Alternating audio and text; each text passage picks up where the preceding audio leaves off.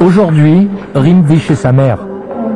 L'espoir a pris le dessus, mais il reste toujours de la méfiance envers son père. Ce n'est pas la première fois que mon père me promet le divorce. Ça fait 4 fois déjà. Et là, je ne sais pas si je peux le croire à nouveau.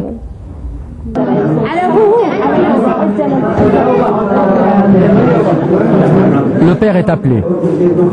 En 10 minutes, le destin de la jeune fille bascule.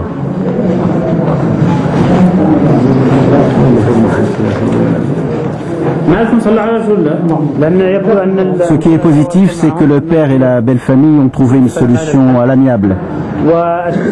Franchement, le mari de la petite savait pertinemment que ce mariage ne pouvait plus durer. Elle était trop jeune pour lui.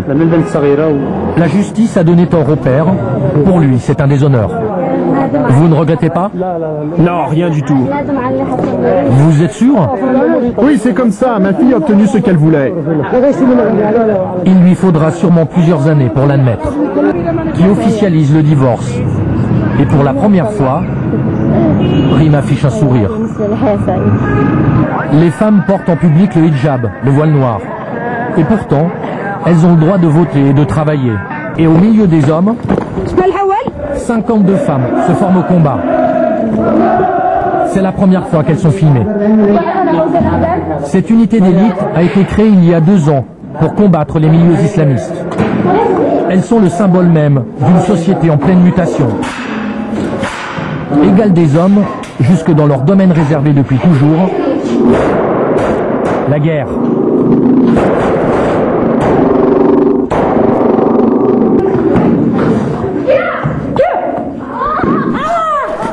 Amina, par exemple.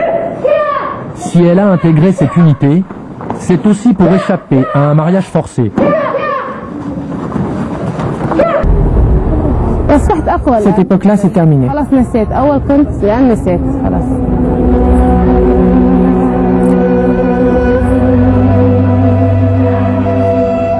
Ces combattantes seraient-elles l'espoir de toute une génération?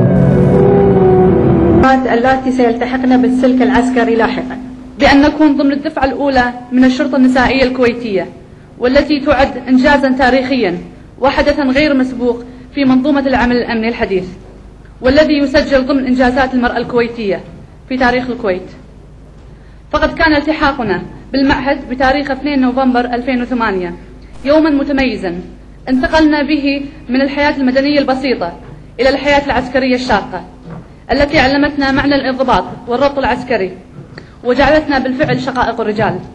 فتولدت هذه الدفعة حفظ الله الكويت وشعبها من كل مكروه في ظل قيادة سيدي حضرة صاحب السمو أمير البلاد المفدى وسمو ولي عهده الأمين عادل عبد الله للشرطة النسائية، وهذا يفتح طريق جديد وباب جديد للمرأة الكويتية، وراح تكون هذه الدفعة قدوة تحتذى من باقي الفتيات. فأنا أعتقد أن يستحقون التهنئة وتستحق الكويت التهنئة. فتخرج الطالبة للمدرسة ثم استصعبوا كيف تخرج في بعثة إلى القاهرة، وكان المجتمع يستنكر.